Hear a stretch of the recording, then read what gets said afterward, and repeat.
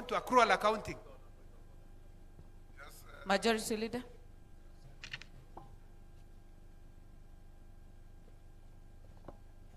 Thank you, Speaker and the chairperson of this session. PS, on a point of order, and I hear you, that you have released exchequer, you have done exchequer releases for payment of pending bills. And you know the National Treasury is a super ministry. And you're also a super PS to the extent of the powers that you have at the National Treasury. You also know that our laws obligate accounting officers in ministries and MDAs to ensure that pending bills are the first charge to the exchequer. And I think that is where we are going wrong. Because you are releasing money to ministries and MDAs, but because of corrupt practices in those ministries and MDAs, accounting officers are not settling pending bills. And that is the bottom line.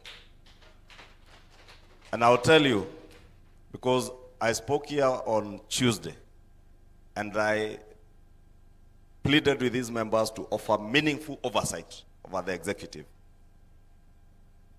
Because when you release money, for instance, to pay pending bills,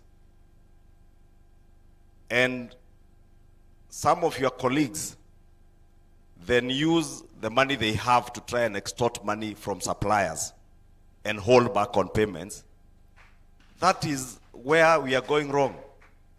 And you have an opportunity, and I want to challenge you as a PS in charge of the National Treasury, that before further release of expenditure, exchequer to MDAs, you must ensure then that those MDAs first have settled pending bills.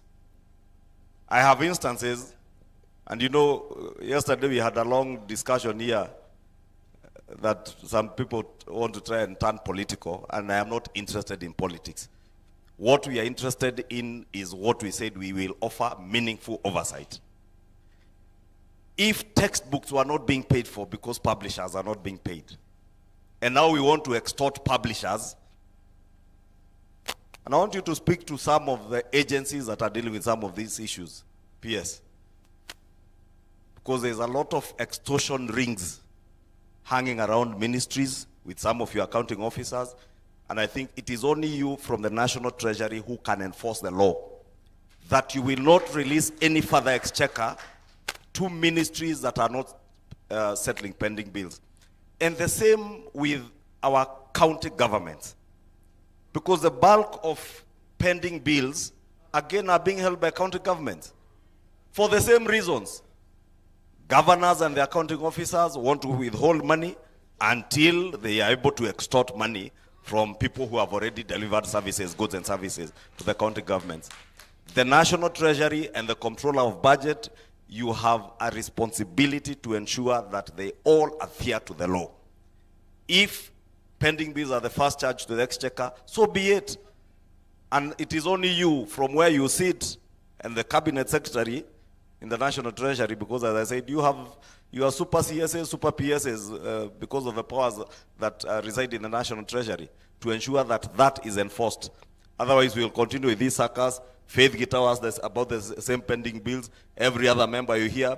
And it's because many of the people they represent come to them asking me, oh, help me to get this payment here and there. But these members have no way of getting help. And it's those extortion rings that you must crack and break up, Honorable PS. Thank you. Now that I have that opportunity, Chair, if I could just use that to supplement one question. In relation to what Honorable Karoli Omondi was asking, there could have been other alternative proposals or pathways for the partial divestiture of Safaricom, as Honorable Karoli says. And maybe this is opportunity you would tell Kenya or Kenyans and the world, if there is anybody with an alternative pathway that can deliver a higher value, are you opposed to it or would you welcome it? The same way, if those who are using other market valuations that are not the conventional economic economic models that we have been shown by our very intelligent chair of finance.